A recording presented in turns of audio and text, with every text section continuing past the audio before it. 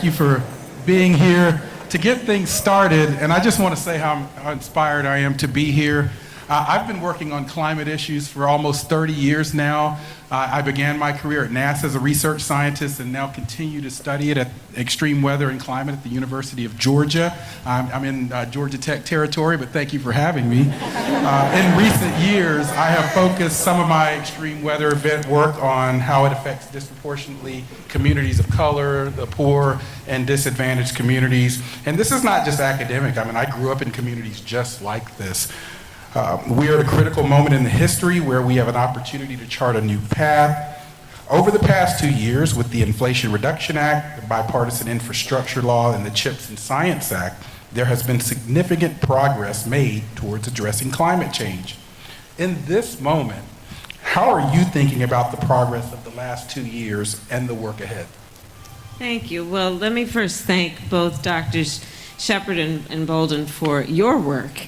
And to all of the folks who are here, because the way that I think about this moment is that I do believe it to be a transformational moment.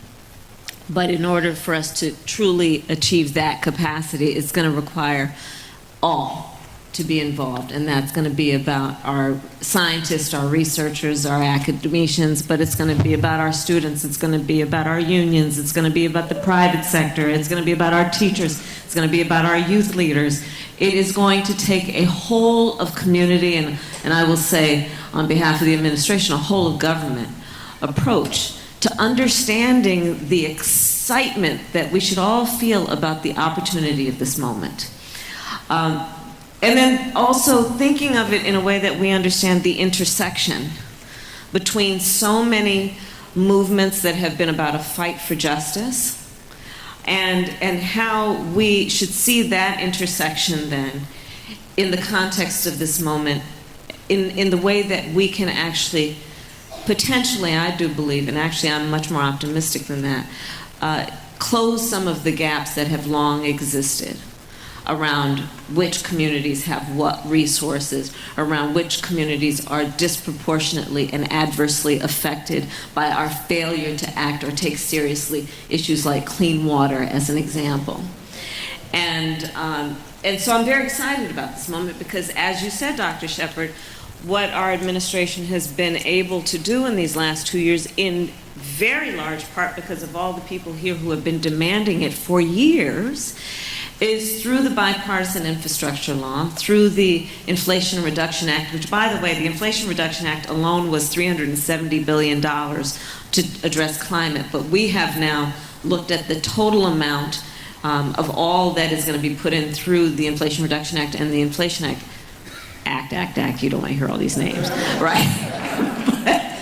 But we're looking at least $1 trillion to hit the streets of America to address some of these issues. And that's very exciting. Around, again, what is a moment where we should think of it as not being about incremental change and slowly moving the needle, but jumping onto a new plateau. And so that's how I think about it. I think about it in the context of establishing a whole new industry, a clean energy economy.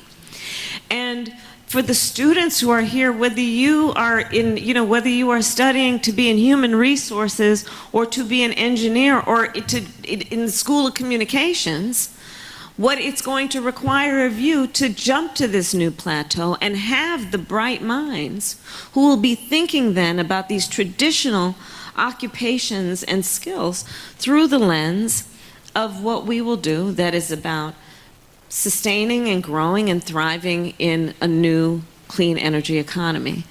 So that's the macro way that I'm looking at it. I also look at it through the lens of being the Vice President of the United States, having been, thank you. And because like you, I have a background of also caring about this, but in the role that I have of, having by this point, 2 years in, I've met with 100 world leaders, in person or by phone, most in person, kings, chancellors, presidents, and prime ministers. And almost to a one in the conversations that I have with them, I raise this issue.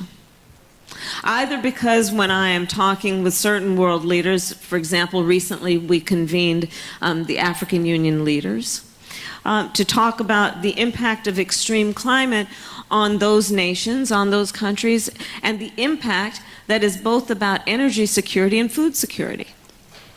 Thinking about it, when I have convened, as I've now done 3 times, the CARICOM countries, the Caribbean countries, where we are looking at the reality, and I have been very, some would say, out there a bit, but that's fine with me, to talk about how, we sneeze and they catch a cold. Because you look at the biggest emitters of greenhouse gas emissions, and they are the most industrial, and in the United States is one of them. And then you look at the Caribbean nations, as an example, island nations, which are not the biggest emitters. They are some of the lowest emitters, but are paying the biggest price because of course, they're island nations. And so you're looking at everything from land erosion to what it also means in terms of recognizing that for most of them, the biggest source of their GDP is tourism, and what the extreme climate means in terms of reduction of tourism and a direct impact and hit to their GDP.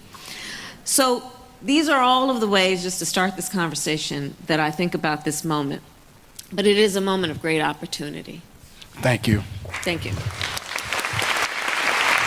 That's amazing. I'm still shocked to be here in your presence, Madam Vice President. So it's extremely exciting that we actually have an administration that's taking the climate crisis so seriously. And though I'm an oceanographer now, I discovered my passions for climate science, justice, and equity from experiences growing up in landlocked Tennessee.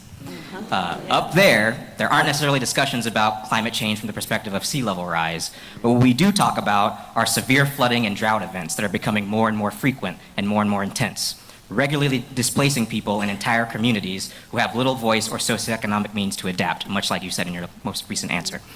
I witnessed this in my own community growing up, and the concern that climate-related impacts will continue to compound and continue to disproportionately impact the same communities serve as a great motivator for my chosen career. And I think that it's important for us to understand how our own lived experiences inform this work. So for you, as the first woman and person of color to serve in the role of vice president, the first vice president to attend an HBCU, the first of many things, how have all of those firsts impacted your approach to this work? And I'm very proud to serve, and I do also recognize the broad shoulders upon which I stand, so I will start with that. I grew up, I was born in Oakland, California. I was raised by a community that was very deeply steeped in civil rights. My parents met when they were active marching and shouting for justice in the civil rights movement. And I have always thought of this issue through the lens of justice, in large part because I was raised to think about fairness and equity. And when I looked at this issue, it was just so very clear, to your point, that that the communities that were disproportionately impacted by, for example, poor air quality, it doesn't take much to realize that some of the poorest air quality zones in our nation are the same places where people of color and low-income communities live. And so it's something that I was raised in the Bay Area in California, so that was it takes pride in being one of the homes of the movement for environmental justice. I grew up, there was this whole campaign about Save the Bay, and it was about water, because also coming from California, the issue of water and water policy was always front and center, because it was about droughts, and now it's about either droughts or flooding. In fact, I love water policy. I confess I am a water policy geek. I think it's so important, right? Like, we could just geek out right here, the three of us, right?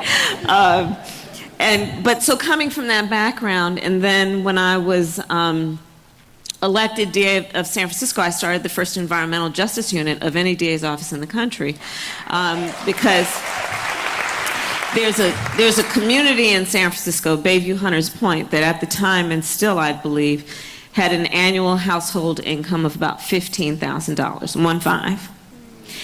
And it was being treated like a dumping ground by people from outside of the community. And I decided to take on the issue in a way that was about saying, look, there's some bad actors in this who are coming into the community and treating, in particular, a community of black families as though they don't have the same rights that everyone else does to, health and well-being. When I was Attorney General, we took on everything from oil companies to taking on what we need to do around consumer protection on these issues. And then in the Senate, there was that work as well, which was also about paying attention to the diversity of extreme weather issues. Again, coming from California, we're talking about wildfire and drought, and then of course, in the South and the Eastern Seaboard, we're talking about a combination of floods and hurricanes and all that means. And so I grew up with the issue in many ways, but it is, I think, one of the most pressing issues of our time. And again, now with our administration, as you have said, prioritizing what we need to do around solutions, let's just jump in it and jump forward, but do it in a way that it is inclusive and that we are asking the communities that are affected to lead and not telling them what we're going to do for them. Thank you. Amazing. And one of the things I think you're hearing the Vice President say, and it's something I often say, is this is not about polar bears. I like polar bears. They're cute. But this is about kitchen table issues that affect lives in Oakland, California, and Canton, Georgia, and Nashville, Tennessee. I want to talk about the historic investments the administration has made. There are a lot of components, but one of my favorite personally, and I have to sneak this in being a University of Georgia professor, is the engineering with nature and nature-based solutions component. Yeah. We're doing quite a bit of that at UGA with the Army Corps of Engineers because we know, as you noted, atmospheric rivers in California, hurricanes, so forth, disrupting our coastal communities and our communities inland as well. With all this federal investment, what is one of the parts that you are most excited about?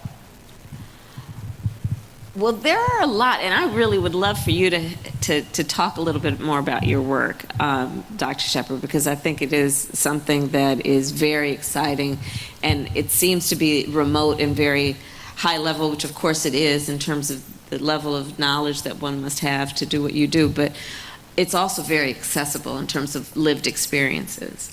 But one of the things that excites me most, I'm very, again, excited about water policy, and so by that I mean, the importance of all of us understanding that I believe that access to clean water should be a right and not just a privilege of those who can afford it,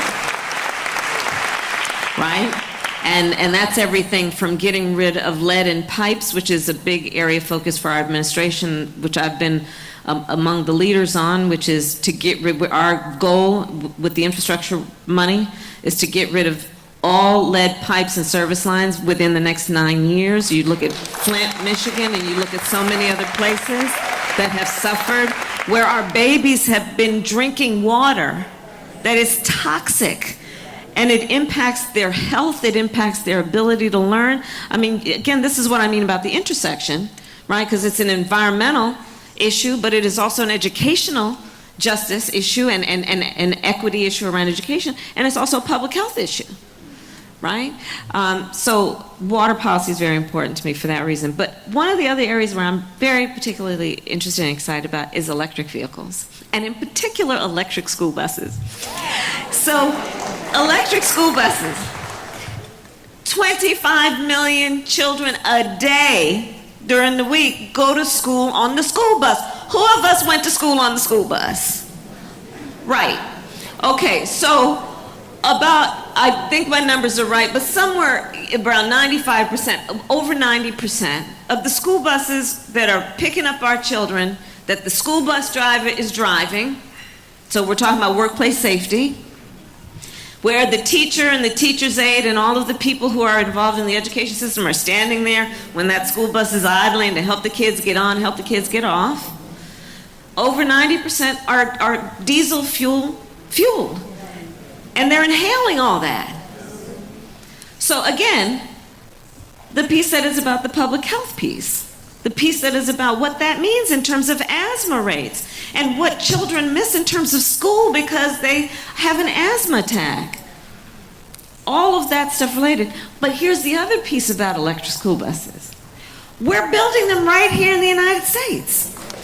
We're building them right here in the United States and have the potential to be a worldwide leader. And why should that be exciting? Because that's about jobs. That's about good paying jobs, because the jobs to build those buses require folks to be in union apprenticeships where they will be getting an incredible education to do the work that is about engineering, about being an electrician, to build those buses, to fuel not only through electricity, these buses getting these kids to school, but also fuel our economy and strengthen our economy, which is about growing jobs, it's about US-based manufacturing. So for so many reasons, that's one of the components of what we're doing right now that excites me. Thank you very much for that answer. And I drove here in an electric car, so I'm really excited about them as well. Don't believe the hype and some of the critics out there. Do your research, because it really is our future. Well, we also have rebates in our the work that we've been doing, and not only rebates to purchase an electric vehicle, but the first time where we now have thousands of dollars of rebates to buy a used electric vehicle. Passenger vehicle. So that's very important to know as well, because again, when we talk about equity, it should not be that only the people who have, wealth can have access to electric vehicles. What is that, right? If we agree that it's about public health for everybody, and if it's about emissions that affect everybody, everyone should be able to partake in moving into this new green energy and clean energy economy. Amazing, thank you. As a self-proclaimed automotive enthusiast, I share that passion for electric vehicles, and I'm adding electric buses to that list. I'm with you. Yeah. I'm going to Minnesota tomorrow, actually. Oh, very cool. And there's an electric transit bus work that's happening there. Oh, and wow. Again, transit bus, right? So public transportation. Right. Exactly. Who's taking public transportation? Right? Who's sitting at the bus stop waiting for that bus? And who's driving the bus? Right? So just thinking about, again, the whole ecosystem around us. Absolutely. The future of public transit, particularly electrified public transit, it's amazing. It's kind of really a good example of how climate policy impacts so many of our daily life activities, even from the individual to community levels. Right? Something that I have found incredibly enlightening and rewarding, even in my short career so far as an academic, are efforts aimed at community resilience policy because of its potential to explicitly increase equitable and inclusive incorporation. Focusing on climate policies that are grassroots and incorporate science, community perspectives, and day-to-day real-world interactions with climate variability and its multifaceted impacts. I've heard that you also love to dig in on policy issues in this kind of really nitty-gritty, multifaceted way. So what is one example of a climate policy issue that you are most passionate about? Water policy would be probably the surprise. Okay, so water policy. So again, we agree that access to clean water should be a right. We agree that it is an essential component to life.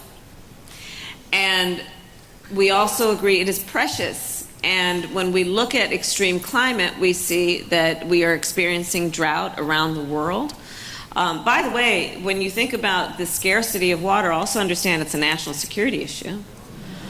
Understand it doesn't take much to just think about and reflect on the fact that if people don't have water where they live, they will leave where they live. If they cannot grow food where they live, they will leave where they live, and they will go to other places. And if we think about this in a global perspective, and they will invariably go to places that speak a different language and pray to a different God. And what do you think might happen then? You are probably looking at the beginning of conflict. We are seeing changing patterns around the world based on the scarcity of natural and essential resources. So again, when I think about water policy, I put it in a context that is both local in terms of Flint or in terms of Mississippi, And I think about it in a global perspective. So water policy, let's diversify water policy. Let's think with an equal amount of priority around everything from conservation to recycling to what we are doing to capture rainwater. You know, in places that are on the coast, be it the Gulf, be it the Pacific Ocean, we tend with floods and with excessive rainwater to want to get rid of it, right? Because it's dangerous, it becomes disaster proportions. And then we end up flushing it into the ocean. Whereas if we were thinking in a smarter, more long-term way about the precious nature of this, we would invest equally, again, conservation, recycling, but also water capture, storage. And then thinking about storage, it's smarter instead of having it above ground where it can evaporate, underground. Again, that's all about jobs. We need engineers, we need architects, we need the bricklayers and the pipe fitters and the electricians to do this work. And then we're talking also about desalination, which presents interesting issues in terms of the electricity that generates, and so we have to think about that solar and wind turbine, and again, another ecosystem that we need to think through. But water policy it really does excite me, and there's a lot of good work to be done there.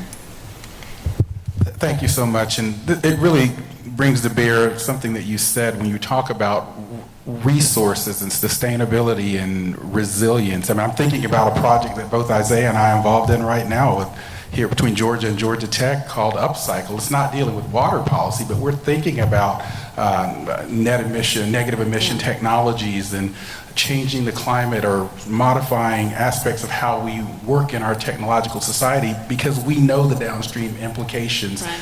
I want to talk about one of those downstream implications right now. One of the most immediate impacts of the climate crisis is on public health and the inequities it exacerbates. I've done work in this area with something I call the extreme weather climate gap, which gets at exactly what you're talking about, this idea that certain communities are disproportionately impacted, not just from sort of the direct impacts from these extreme weather climate events, from the follow-on sort of diseases associated with floodwaters and extreme heat sustained over time. Just down the street, we've identified communities here in Atlanta that are disproportionately exposed to flooding and heat, for example, in some of our work. Yeah. So how have you seen the impacts of the climate crisis on public health? They're extreme, and I think I'd love that we could each share, because I think it'd be helpful also for especially the students who are here to hear your path, Dr. Shepard and Dr. Bolden. Sure, I'm happy to do that. I would love to. Why don't we start there, but then I'll bring up things like urban zones around no trees and what that means, what we look at in terms of the extreme climate and how that could affect an issue that I've long worked on, like maternal mortality. There are a lot of things there, but can we talk a little bit first about the two of you and your path to being where you are now? Because we need more of you. We do. We certainly do. I'll start, and again, we're in awe of your presence, so thank you so much for joining us. And by the way, Phi Ski, I'm going to slip that in because I'm an alpha. And but one of the things that I would say is that as a former president of the American Meteorological Society, we know that 2% or less of our represent the kind of communities that are most affected by these things. So a bee sting set me off on a path to weather and climate because I found out I was a bee sting? A bee sting. It really was. I found out I was definitely allergic to bee stings, and so I shifted my 6th grade science project to weather. And so I was not interested in forecasting. So talk about a plan B. But I knew that I wasn't interested in forecasting. I wanted to know the hows and why of weather and climate, and so went off to Florida State University, did my degree work, and then worked at NASA for many years developing some of these big satellite missions that I know are so much a part of the portfolio that the administration uses. And so I've done quite a bit of work in extreme weather and climate, been on the various National Academy panels and so forth. But in recent years, for the reasons that you articulated, it's important to translate this sort of theoretical science into policy. We just submitted a proposal to NASA looking at how extreme rainfall and soil moisture exacerbates septic system failures in the Black South and the Deep South. Those are kitchen table, how do they affect me issues? And so that's really been part of my path. I'll share it, pass it off to Isaiah. Yeah, my path, it's pretty recent memory. But as I mentioned, I grew up in Nashville, Tennessee. I was always a big science nerd. But I also noticed, like, right around my junior year of high school, we had like a massive 500+ year flooding event that rolled through the city and basically decimated populations all along the floodplain, basically along the Cumberland River. And here we are more than a decade later, those communities still haven't really come back, they haven't bounced back. And what I saw even worse was that sometimes like the city officials or like gentrification basically started moving in and taking advantage of the fact that people couldn't go back and live in those places. And so I kind of had this passion burgeoning right then and there, happen, like kind of traumatic, but things like this getting born out of trauma a lot of times. Right. As someone who's like got this aptitude for science, aptitude for math, but then seeing that the science is not reaching the public in the way that it should, what can I then do with my career as an environmental scientist to generate data and get that data into the hands of people who could do something with it and better adapt? And so with that in mind, I left Tennessee and I went to Bowdoin College, small liberal arts college in Maine, and I majored in earth and oceanographic science, minored in chemistry, still persisted to be a big nerd. And I basically discovered that if I really want to understand the variability of climate on timescales that humans care about, that I could do something about, then I probably should understand the ocean. I probably should understand how the ocean interacts with climate. And that set me off on a wild path that led to coral reefs and ocean acidification issues and working with NOAA as a Holling scholar and to my position here at Georgia Tech as an assistant professor in earth and atmospheric science. So, but again, this whole thing is motivated by this idea that my career goals are to do awesome science, but then also get that science into the hands of people so that we can actually make progress and show that science and society is a link that like we need to pursue, basically.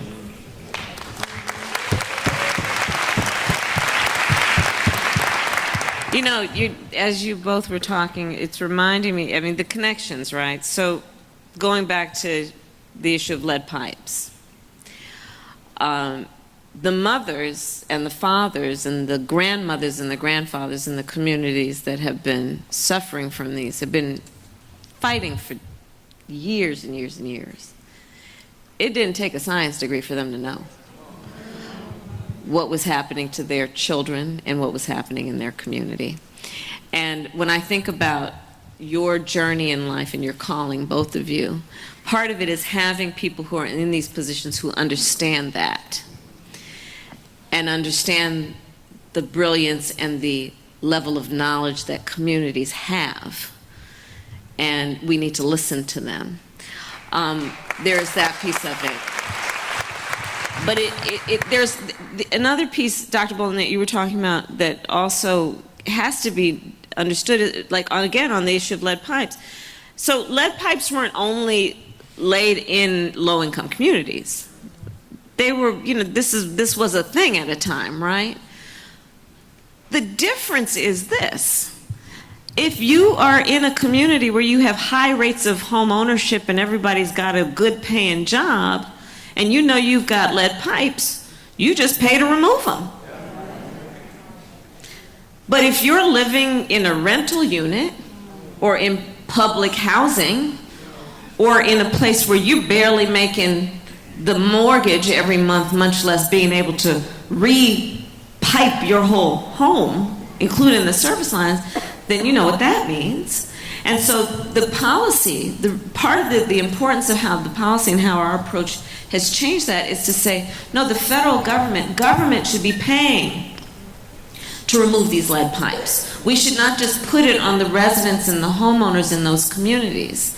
For a number of reasons that, yes, is about having a goal of equitable outcomes, but also understanding that collectively we pay a price in terms of, again, the educational impact, the public health impact of those kinds of things. But having brilliant people in the positions that you're in to be able to see the connections is so incredibly important. And for all the students who are here and thinking about your work, and I know we have students from many of the universities and colleges in the area, really do see this as an area that is so vast in terms of the skills that will be required And we need you. We really need you, because this is the thing, back to the first point about what's exciting about this moment. There are going to be a lot of new jobs. There's going to be a lot of new work. We're talking about a new approach, a new industry. And we need you guys there to, in some cases, do the translating that is necessary for people to be clear on the concept. Yeah. But thank you both for for what you do. Thank you. Thank you. Yeah, thank you for that very enlightening message to the next generation. And kind of spawning off of that, as somebody who is just at the beginning of their career, I know that the climate crisis is going to be a dominant portion of my entire life. It's going to be a dominant presence in my entire life. It already has been. And dealing with such a heavy and often wicked problem can feel pretty daunting at times. And so I try to make a conscious effort, both in the classroom as a professor and in my research, to highlight the creative, critical thinking skills and problem-solving skills that are necessary to address these issues from a very inherently interdisciplinary perspective, inclusive of explorations, as Dr. Shepard mentioned, of engineered solutions to climate change, like ecosystem respiration and negative carbon emission technologies.